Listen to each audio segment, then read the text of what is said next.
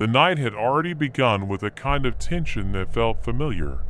The sort of invisible hum that threads through your veins, settles in the back of your skull, and whispers that tonight will either break you or pull you apart and piece you back together. I didn't know it then, but I had no control over what was about to happen. It had started simple enough. An invitation to a gathering, small, underground, unspoken, just a chance to escape, to fade into the blur of music, lights, and people you don't know but feel like you do because they're just as fucked up as you. I met her there, the one who seemed more like a ghost than a person, blonde hair hanging heavy over her shoulders, eyes too wide and too distant, like she'd been halfway to the other side of the world for a while now. Her name was Amber, and like me, she was searching. I didn't know if we'd met before, or if we'd just met on some other plane of existence, but the way she smiled at me, so broken, so knowing, it didn't feel like a first meeting. It felt like the kind of introduction you'd get if you were already dead. We made small talk, meaningless words that barely registered, but all I could hear was the low thrum of the bass, vibrating through my chest, matching the beat of my heart. I wasn't entirely sober. I didn't want to be. Amber pulled out a small tin of snus from her bag, a nervous flick of her fingers as she tucked a small pouch under her lip. She didn't say anything, but the message was clear. She was already on the edge. The things we do to ground ourselves, to feel something real. I thought as I watched her with an odd, detached fascination, but I wasn't too far behind. I could already feel the MXE start to pull me into its orbit. A few lines, a couple of balloons of nitrous. I inhaled deep, felt the rush in my head, the warm, unfamiliar fuzziness. Everything blurred, and in the blur, there was only Amber and the strange, unspoken connection between us. The world tilted, a slow motion descent. I watched her laugh, the sound disjointed, like it wasn't hers at all. I wasn't sure anymore if I was watching her or if I was watching myself. I took another balloon, breathed it in, and for a moment, the whole room shifted into something else, something alive, something I could taste. My limbs didn't feel like mine anymore, and I had no idea how much time had passed. All I could focus on was Amber, swaying with the music, her hands moving like she was weaving through the air, lost in some kind of trance. We didn't talk about it at first, but the next thing I knew, we were walking through the crowd, elbowing our way to a dark corner near the stage. I'd been there before. I'd been to this place in my mind, chasing that strange high, that desperate moment where everything starts to make sense, where you can almost see the truth. Amber was already past that point. I could feel it in the way she moved, the way she interacted with everything. It wasn't just the nitrous. She was on something else, something deeper. She had a small vial of ayahuasca tucked in her jacket. I didn't ask how she had it or why. I didn't care. I watched her prepare it, the bitter smell of it filling the air as she handed me the cup. It was dark and thick, like the liquid you might use to drown yourself in. I hesitated, but when I looked at her, I saw something in her eyes, something that pulled at me, something that told me I had no choice but to drink it.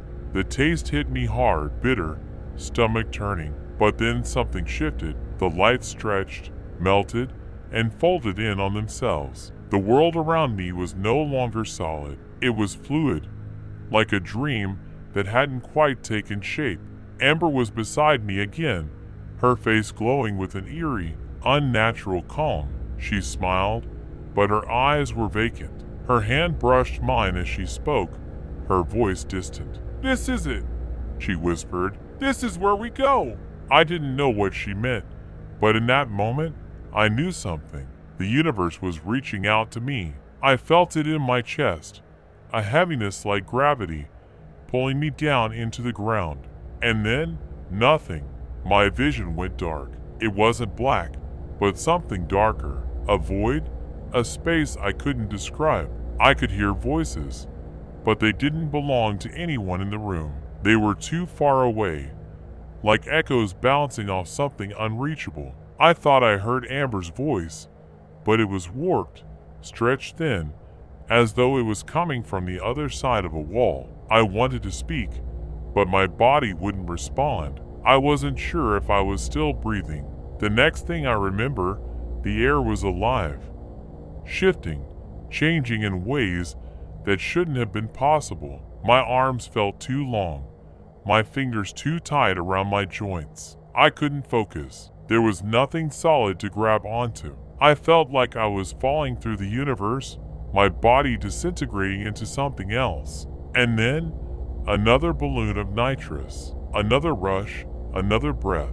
The world twisted. My body snapped back to something recognizable, but it was no longer the same. Amber was gone. The crowd had dissipated, and the music seemed distant, faint, like it was coming from another world entirely. I found myself back in the bathroom, staring at my reflection in the mirror. My face was pale, my eyes wide and glassy. My mind felt as though it was trying to escape, but every time I thought I had a hold on it, it slipped away again. I don't know how long I stayed in there. The minutes melted into each other, and my thoughts began to fragment. I heard Amber's voice again, soft at first, then louder. She was standing outside the door, calling for me. I couldn't tell if she was real or if she was part of whatever had taken over my mind. When I stepped out of the bathroom, the world was still spinning, but Amber wasn't there. The crowd was thinning out. The venue had become a ghost town. I walked through it like I was in a dream, my feet barely touching the ground, my body heavy with a kind of weightlessness I couldn't explain. We didn't talk about it after. Not the nitrous, not the ayahuasca, not the MXC. We never spoke of the things we'd seen in that other place, that place that didn't belong to this world. It wasn't something you could describe to anyone who hadn't been there. You couldn't explain the way time felt like it was twisting on itself, the way the air felt thick and heavy, like it was full of voices that weren't yours, whispering things you weren't ready to hear.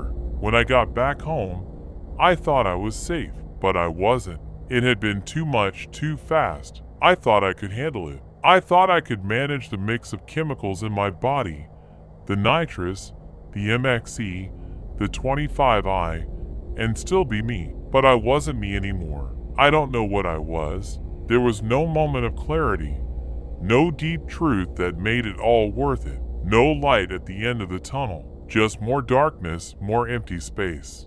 And then my phone rang. It was my mother, her voice, cutting through the fog. She was screaming at me, but I couldn't hear her words. All I heard was the fear in her voice, the panic. "Do you really not want to spend time with your family?" The words slapped me across the face, and I snapped back. My heart was racing. My body felt like it was on fire. I could see the cracks in the walls, the edges of the room bending and shifting, as if it was about to collapse into itself. I started to shake. I wanted to apologize, to explain, but I couldn't. I couldn't find the words. It was in that moment, as I held the phone to my ear, that I realized something. The drugs hadn't taken me anywhere. They hadn't led me to a higher truth. They had just stripped me of everything I thought I understood. Every piece of myself that I thought was real was now a shattered reflection in a broken mirror. And that was when I knew. This was what it felt like to lose control.